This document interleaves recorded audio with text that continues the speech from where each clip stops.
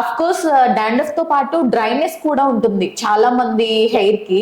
So అసలు ప్రధాన కారణం ఏంటంటారు ఈ డ్రైనెస్ రావడానికి? డాండ్రఫ్ అఫ్ కోర్స్ మనందరికీ తెలుసు, యూజువల్ గా చిన్న పిల్లలు అంత ఎక్కువగా చూడము.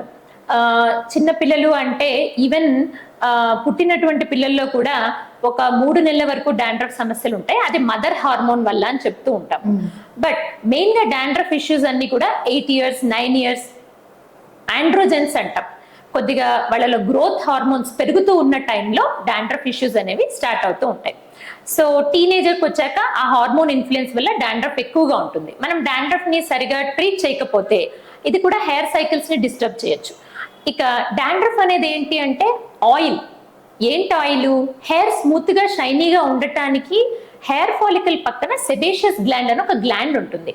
ఈ గ్లాండ్ చక్కగా సీబమ్ అనేది సెక్రెట్ చేస్తే అది హెయిర్ షేప్ మీదంతా ప్రసారం అయ్యి మనకు షైనీగా ఉండడానికి ఉపయోగపడుతుంది. ఇది దేవుడిచ్చినటువంటి ఒక గుడ్ కండిషనర్ అని మనం అనుకోవాలి. కాకపోతే అదే కండిషనరు టీనేజ్ హార్మోన్స్ వల్ల మరీ ఎక్కువైపోవటం వల్ల స్కాల్ప్ ఇరిటేట్ అయ్యి స్కాల్ప్ లేయర్స్ అన్ని అక్యుములేట్ అవుతాయి. అదే మనము డాండ్రఫ్ గా పరిగణిస్తూ ఉంటాం. సో డాండ్రఫ్ వచ్చినప్పుడు లోకల్ గా ఉండే ఫంగస్లు కొన్ని పెరుగుతాయి. దానివల్ల ఇచ్చింగ్ రావడం కానీ అన్హెల్దీగా అవుతుంది. సో కాబట్టి మనం ఒక యాంటీ డాండ్రఫ్ షాంపూని సజెస్ట్ చేసి ప్రాపర్ వాషింగ్ అండ్ ఫ్రీక్వెంట్ అంటే బాగా శుభ్రంగా పోయేటట్టుగా కడగాలి.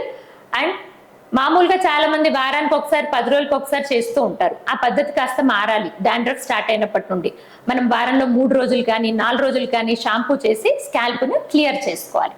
మీరు అడిగారు ఇంకొక question, that is dryness. So ఇక్కడ చూడండి, ఆయిల్ అనేది ఒకటి, వాటర్ అనేది ఒకటి. Both are 2 different things. Actual గా ఈ ఆయిల్ అనేది ఇట్ షుడ్ ఒక స్కిన్ లేయర్ లాగా ఫామ్ అయ్యి లోపల ఉన్నటువంటి వాటర్ పోకుండా ప్రివెంట్ చేయాలి. ఎప్పుడైతే ఈ ఆయిల్ సరిగా లేదో లోపల ఉన్న వాటర్ ఎవాపరేట్ అవుతుంది. అప్పుడు మనకు డ్రైనెస్ అనేది వస్తూ ఉంటుంది. సో అలా స్కాల్ప్ డ్రైనెస్ వల్ల కూడా దురదలు వస్తూ ఉంటాయి. సో ఇంకొకటి ఏంటంటే హెయిర్ డ్రైనెస్. హెయిర్ డ్రైనెస్ ఏమవుతుంది అంటే ఇవాళ రేపు కొంచెం డాండ్రఫ్ రాగానే మనం ఎవరము ఆయిల్ పెట్టడానికి ఇష్టపడం. బికాజ్ వస్తున్న ఆయిల్ వల్లే ఇరిటేట్ అవుతుంది. సో కాబట్టి ఇంక ఎక్స్ట్రా ఆయిల్ పెట్టడం కష్టం అవుతుంది.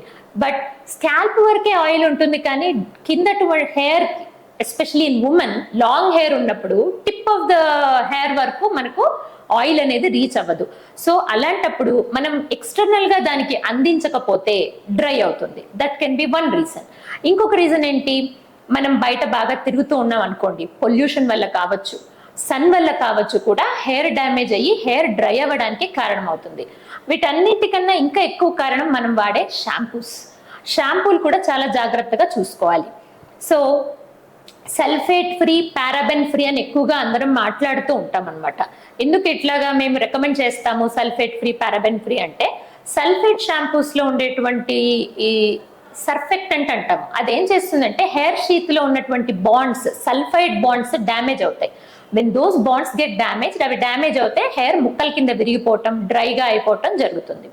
అలాగే పారాబెన్ అనేది కూడా ఉంటే కూడా హెయిర్ లో ఇన్ఫ్లమేషన్ అంటారు, ఇరిటేట్ అవుతుంది హెయిర్. అందువల్ల రింకిల్డ్ గా అయిపోవటము, బ్రేక్ అయిపోవడానికి అవకాశం ఉంటుంది. అందుకని ఇవి 2 లేనటువంటి షాంపూలు వాడుకోవాలి.